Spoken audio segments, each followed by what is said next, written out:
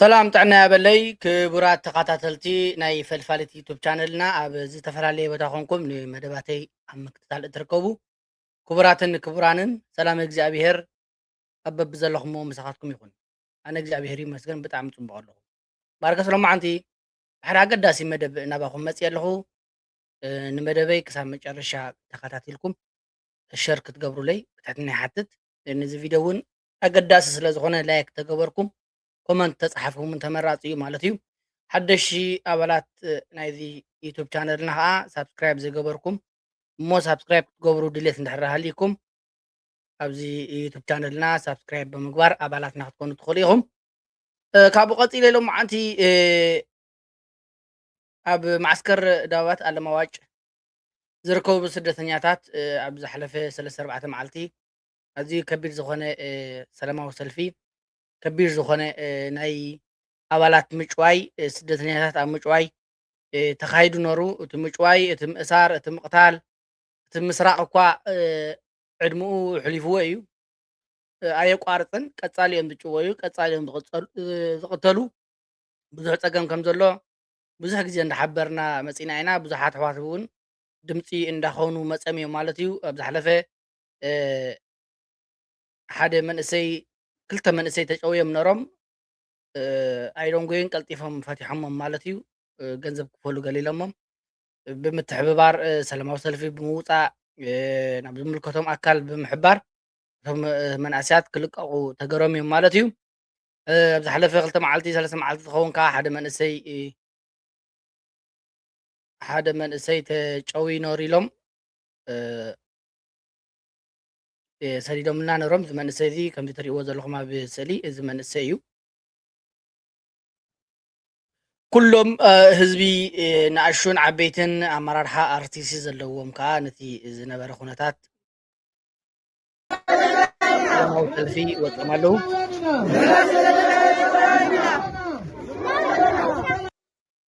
እዚ ሰልፊ እዚ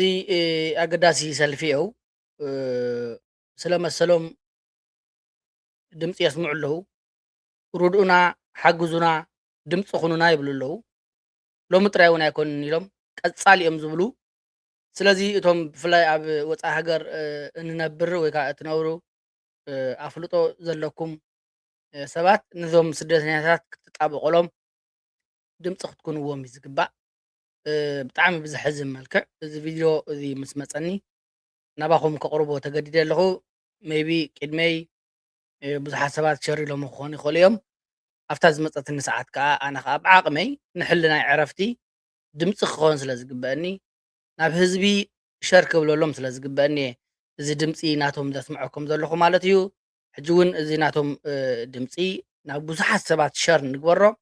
እዞም ስደተኛታት እዚኣቶም መሰሎም ክኽበር ፀጥቶም ክውሕስ ቀለብ ክኣትዎም ናብ ውሕስ ቦታ ክወፁ ኣይኮነን ከዓ ኣብ ዘለውዎ ብሰላም ንክነብሩ ዝግበአና ክንገብር ይግባእ ማለት እዩ።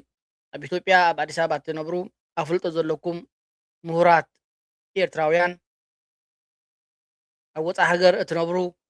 ኣፍልጦ ዘለኩም ምሁራት ኤርትራውያን ስለዞም ስደተኛታት እዚኣቶም ድምፂ ክትከንብዎም ስለዞም ስደተኛታት እዚኣቶም ሓደ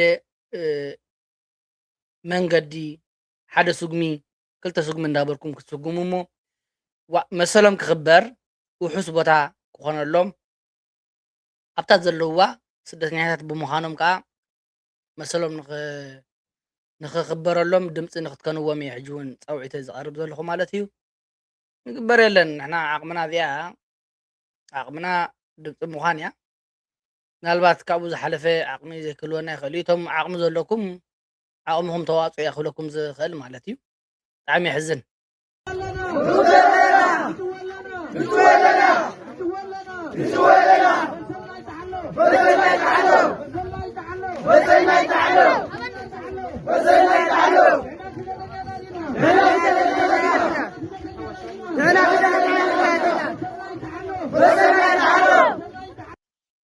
መሰልና ይተሓሎ ንሕና ስደተኛታት ኢና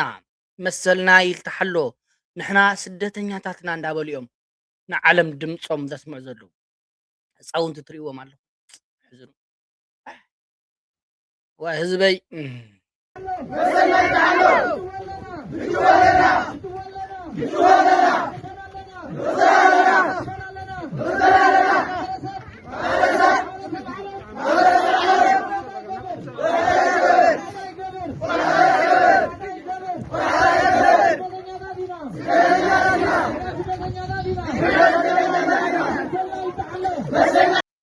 نحنا سدتنا ذاتنا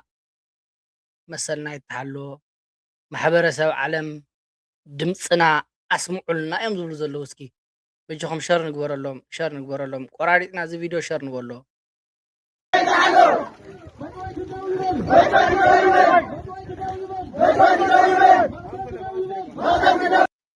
መቕተልቲ ደው ይበል መጭወይቲ ደው ይበል እዮም ዝብሉ ዘለዉ ብልክዕ ደው ይበል መሰሎም ይተሓለወሎም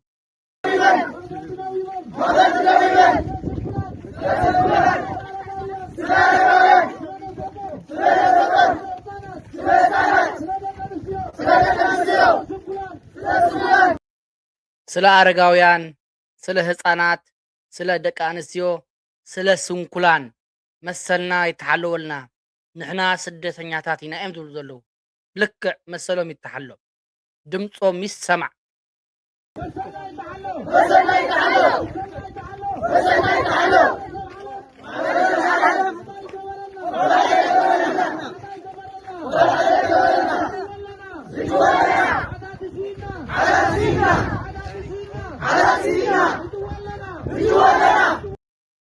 ንጭወለና ሓታቲ ሲኢና ደጋፊ ሲኢና ንቕተላሎና እዮም ዝብሉ ዘለዉ በጃኹም ፕሊዝ ኤርትራውያን ኣሕዋተይ ሸር ንግበረሎም ድምፆም ይሰማዕ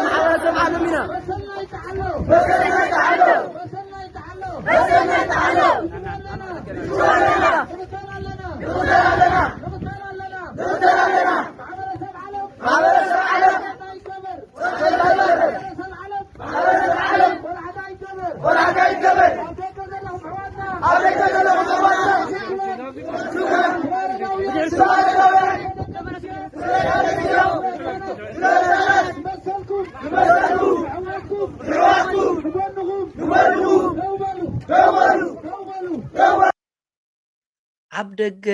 ኣብ ወፃኢ ሃገር እትቕመጡ ኤርትራውያን ኣሕዋትና ስለ ስደተኛታት ስለ ኣቦታት ስለ ኣረጋውያን ስለ ህፃናት ስለ ስንኩላን ኢልኩም ስለ ወገንኩም ኢልኩም ተጣበቁልና ኣብ ጎንና ደው በሉ እዮም ዝብሉ ዘለዉ ልክዕ ኣብዚ ግዜ እዚ ዓለምና ብኩናት ወረ ኩናት ኣብቲ እናወጠሉ ዘላ ግዜ ፖለቲካ ኤርትራን ኢትዮጵያን ኣብ ጎንፂ ኣብ ዝርከበሉ ግዜ እዞም መሳክን ኤርትራውያን ኣብ ሃገሮም ተሰዲዶም ኣብ ኢትዮጵያ ንነዊሕ ግዜ ክፀንሑ ኣብ ምፅናሕ ኣብዚ ሕጂ ግን ከፊእዎም ብልክዕ ኩሉ ወፅዓ ኣብ ልዕሊኦም ተደራሪቡ ኣብ ዝሓለፈ ብጥሜት ብቕትለት ምስ ተሳቀዩ ድምፆም ኣብ መላእ ህዝቢ ንክስማዕ ተገይሩ እዩ ብዝተፈላለየ ኤርትራውያን ገበር ሰናይ ብምግባር ማለት እዩ ብልክዕ ኣብቲ ግዜ ንሱ ብቀለብ ብገንዘብ ሓገዝ ክረኽቡ ድምፆም ክስማዕ ተገይሩ እዩ ብልክዕ ብዓቕምና ማለት እዩ ሕጂ እውን ገና ኣይዕረፈን ኣጀንዳታት ተቀያይሮም ማሕበረሰብ ዓለም ከዓ ኣብ ካሊእ ሓሳብን ኣብ ካሊእ ኣጀንዳን ተዋፊርና ኣብዚ ግዜ እዚ ሕማቕ ወረ ሕማቕ ኩናት ወረ ኩናት ባእሲ ቅትለት ኣብ ንሰምዐሉ ዘለና ግዜ እዞም መሳክን ኤርትራውያን ኣሕዋትና ከዓ ዝደራዕ ዝፀገም ገና ካብ ሕቆም ኣይተኣለየን ናሃለ መዓልታዊ እንዳተገፍዑ መዓልታዊ እንዳተሳቀዩ ድምፅና ይሰማዕ ንሕና ስደተኛታት ኢና ንሕና ፅጉማት ኢና መሰልና ይተሓሎ ፕሊዝ ሰማዕ ሲኢና ረዳኢ ሲኢና ኢና እሞ ክቡራት ኤርትራውያን ኣብ ወፃኢ ሃገር ተቐመጡ ድምፅና ኣስምዑልና ይብሉ ኣለዉ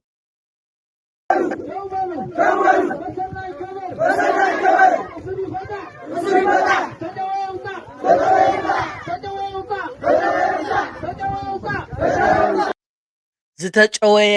ይውፃእ እዮም ዝብሉ ዘለዉ ኣብ ዝሓለፈ እዚ መንእሰይ እዚ ተጨውዩ እናሃለወ እንከሎ ብቅድሚኡ እውን ተጨውዩ ብዙሓት ስለ ዝነበሩ ልክዕ እዚ መንእሰይ እዚ ምስ ተጨወየ ህዝቢ ሙሉእ ናብቲ ፅርግያ ብምውፃእ ኣመራርሓ ብዘለዎ ዓበይቲ ወለዲ ብዘለዎ ህፃናት ብቅድሚት ኣሰሊፎም ኣዴታት ደቂ ኣንስትዮ ስንኩላን ኩሎም እቶም ህዝቢ ብምውፃእ መሰልና ይተሓሎ እዮም ዝብሉ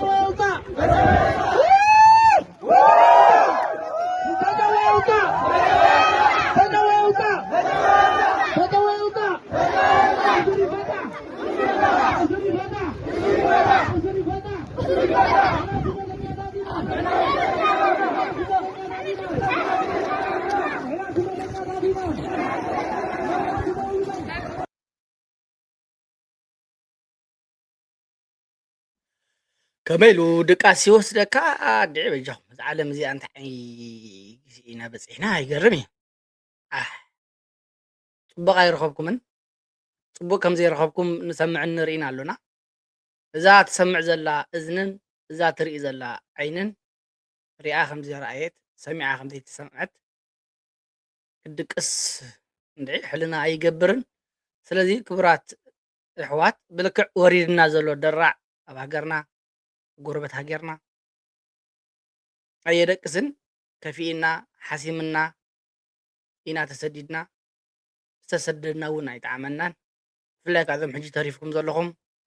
ኣይጣዕመኩምን ግዜ ከፊኡ ግዜ ሓሲሙ ፖለቲካ ተቀያይሩ ሰብ ነብናብ ጥቕሙ ነናብ ፀገሙ ኮይኑ ማለት እዩ ኩሉ ሰብ ፅጉም ኮይኑ ብልክዕ ሓጋዚ ኣይረኸብኩምን ሕጂ እውን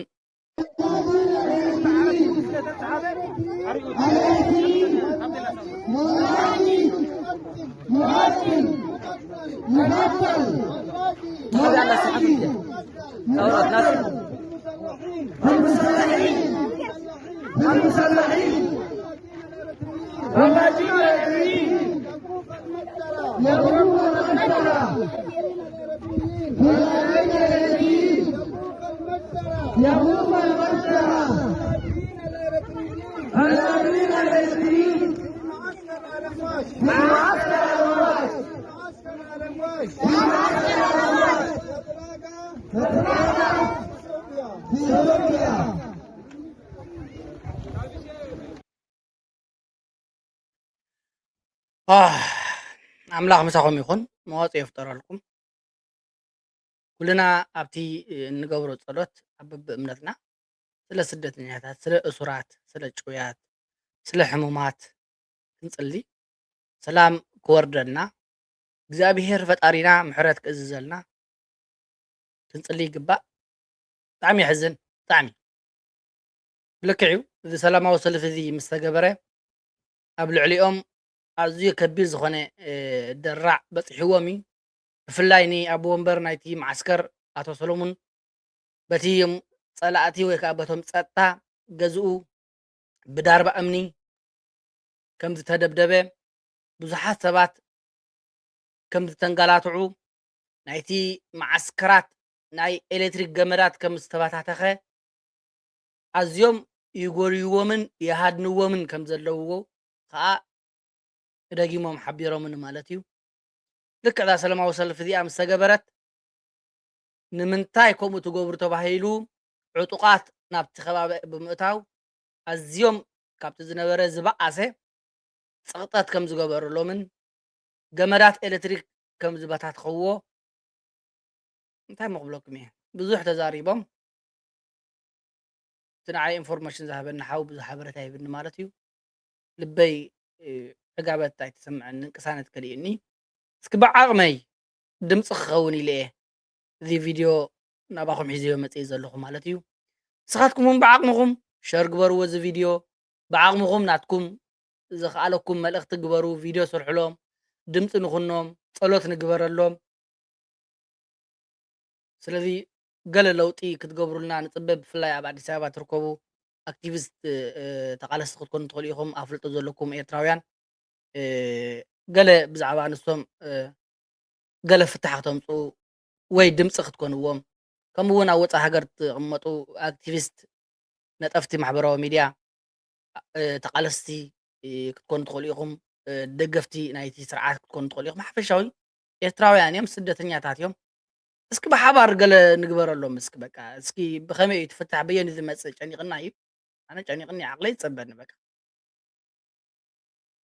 እቶም ኣፍልጦ ዘለኩም ገለ እንደግበሩ ተወዲብኩም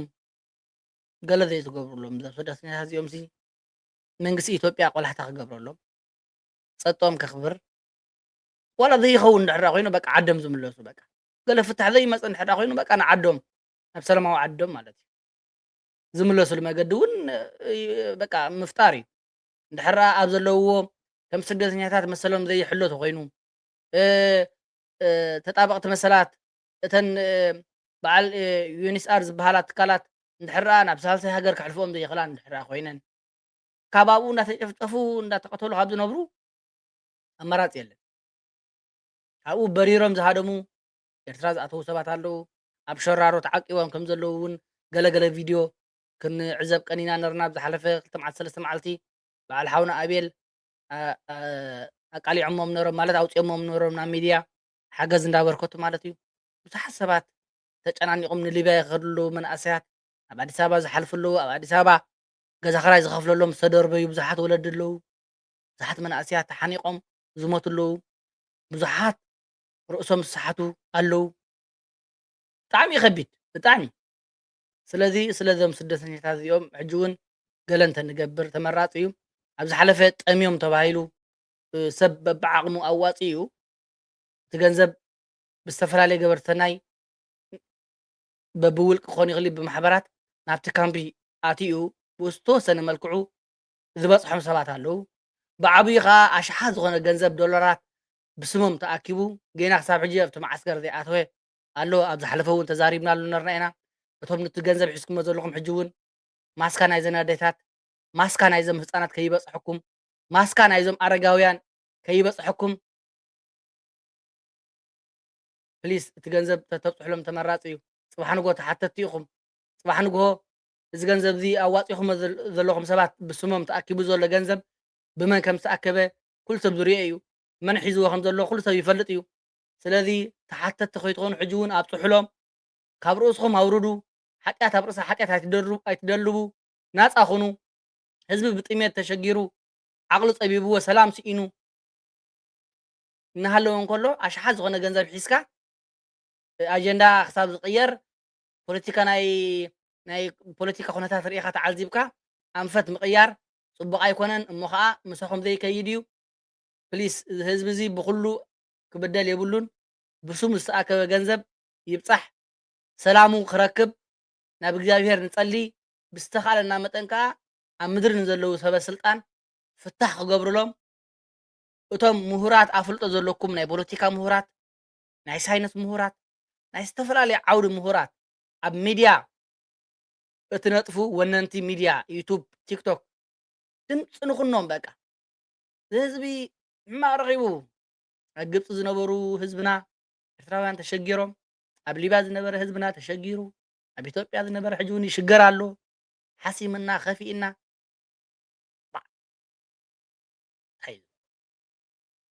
ስለዚ ፕሊስ ገለ ንግበር ዝግበር ኣይጠፍአናን ክንትንኩል ተዘይደሊና ዝግበር ኣይጠፍአናን ማለት እዩ ስለዚ ፕሊስ እግዚኣብሔር ሰላም ክወርደልና ሕጂ እውን እቲ ዝግበር ንግበር ንምባል ኢለ እሞ ኣብ ዳባት ትርከቡ ስደተኛታት ኤርትራውያን ወገናትና ዓበይትን ንኣሹን እግዚኣብሔር ምሳኹም ይኹን መዋፅኦ ይፍጠረልኩም ስለ ዝሰማዕኹምኒ ኣዝየ የመስግን ኣብ ካሊእ መዓልትን ግዜን ብካልእ ዓይነት ትሕዝቶ ክሳብ ንራኸብ ክሳብ ሽዑ ብድጋሚ እግዚኣብሔር ምሳኹም ይኹን ሸር ላይክ ኮመንት ብምግባር ነዚ ቪድዮ ናብ ብዙሓት ሰባት ክበፅሕ ደገፍ ንግበረሉ ይቐኒየለይ